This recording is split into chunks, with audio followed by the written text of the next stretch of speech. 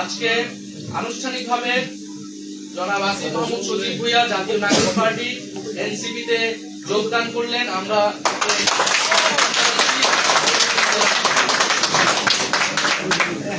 আমরা আশা করব আসিফ মাহমুদ সজীব ভুঁইয়ার সাথে আমাদের এই পথ চলা পুরাতন দিনগুলোর মতোই সামনের দিনগুলোতেও আমাদের যে লক্ষ্য, আমাদের যে উদ্দেশ্য সেটা বাস্তবায়নে সহায়ক হবে এবং আসিফ মাহমুদ সজীব ভুঁইয়া তার যে রাজনৈতিক প্রজ্ঞা, দক্ষতা তিনি এর আগেও দেখিয়েছেন, সেটা তিনি ধরে রেখে বাংলাদেশের মানুষকে একটি সুন্দর সমৃদ্ধ পরিবেশ উপহার দিতে পারবেন।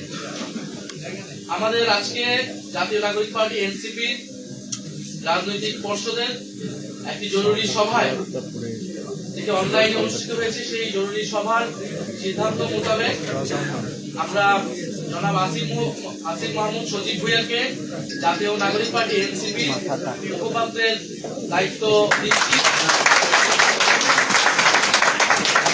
দায়িত্ব প্রদান করা হয়েছে।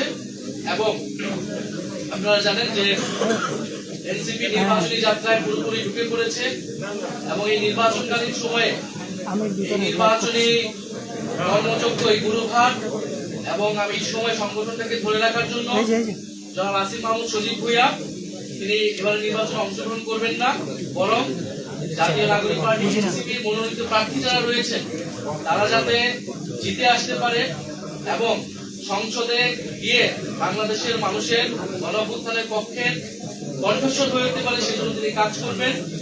এবং এ কারণে জনাব আসিফ মাহমুদ সজীব ভুঁইয়াকে আমাদের জাতীয় নাগরিক পার্টি এনসিপি যে নির্বাচন পরিচালনা কমিটি সেটার প্রধান হিসেবে দায়িত্ব দেওয়া হয়েছে। নির্বাচন পরিচালনা কমিটি হয়েছিল যেটা প্রধান রাষ্ট্রপতি পাঠিয়েছিলেন, যেহেতু তিনি নির্বাচনে অংশগ্রহণ করবেন তিনি দায়িত্বটি ছেড়ে দিয়েছেন এবং আমরা আসিফ মাহমুদের কাছে এই পুরো দায়িত্ব হস্তান্তর করছি এবং এই পুরো কমিটিটা পুনর্গঠন হবে। যারা নির্বাচন করবে না এই সময়টাতে সংগঠনের নির্বাচন কাজে মনোনিবেশ করবে তাদেরকে নিয়ে আসিফ মাহমুদ এই পুরো দায়িত্বটা দিবেন এবং নির্বাচন নেতৃত্ব দিবেন দলের পক্ষ থেকে। আমরা এর পাশাপাশি আসিফ মাহমুদ সজীব ভুঁইয়াকে আমাদের যে রাজনৈতিক পরিষদ নীতি নির্ধারণী আমাদের যে বডি রয়েছে সেটার অন্তর্ভুক্ত হিসেবে আমরা অন্তর্ভুক্ত করেছি আমাদের জরুরি সভায় এবং পরবর্তীতে আমরা সাধারণ সভায় এটি আমরা সকলের কাছে আমরা সেটার আমরা করে নিব এবং আমাদের গঠনতান্ত্রিক অনুযায়ী আমরা বাকি কাজ সম্পাদন করব। আমরা এই মুহূর্তে আমরা জনাব আসিফ মাহমুদ সজীব ভুঁইয়ার থেকে তার বক্তব্য শুনবো। আমরা আবারও তাকে স্বাগতম জানাচ্ছি, অভিনন্দন জানাচ্ছি, ধন্যবাদ জানাচ্ছি। তার যে দক্ষতা, প্রজ্ঞা আমাদের এই দলে এসে যোগদান করেছে এবং এটাই জন আকাঙ্ক্ষা ছিল।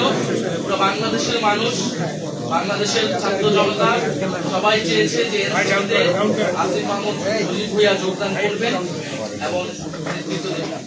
এই পর্যায়ে আপনাদের সামনে কথা বলবেন জনাব আসিফ ভাই। আসিফ ভাই জিন্দাবাদ, জিন্দাবাদ। আসিফ ভাই, আসিফ ভাই জিন্দাবাদ, জিন্দাবাদ। আসিফ মাহমুদের আগমন শুভেচ্ছা। এই সময়ে এছাড়াও আপনারা জানেন কিছুদিন আগে আমাদের একজন সহযোদ্ধা শরীফ ওসমান হাজি গুলিবিদ্ধ হয়েছেন এবং শহীদ হয়েছেন। আমি মনে করি যে এই সময় জুলাই গণঅভ্যুত্থানের সকল শক্তিকে ঐক্যবদ্ধ থাকা এবং ঐক্যবদ্ধ রাখা সমানভাবে গুরুত্বপূর্ণ এবং একই সাথে এই গণঅভ্যুত্থানের যে আকাঙ্ক্ষা, শহীদদের এবং শহীদদের পরিবারের আহতদের যে আকাঙ্ক্ষা, বাংলাদেশের লক্ষ কোটি মানুষ যারা রাজপথে নেমে এসেছিলেন জীবনের তোয়াক্কা রাখা তাদের যে আকাঙ্ক্ষা, সেই আকাঙ্ক্ষা বাস্তবায়নের জন্য এই নির্বাচনকে কেন্দ্র করে আবার সময় এসেছে ঐক্যবদ্ধ হওয়ার। সেই জায়গা থেকে আমি জাতীয় নাগরিক পার্টি এনসিপিতে আজকে যোগদান করছি। আমি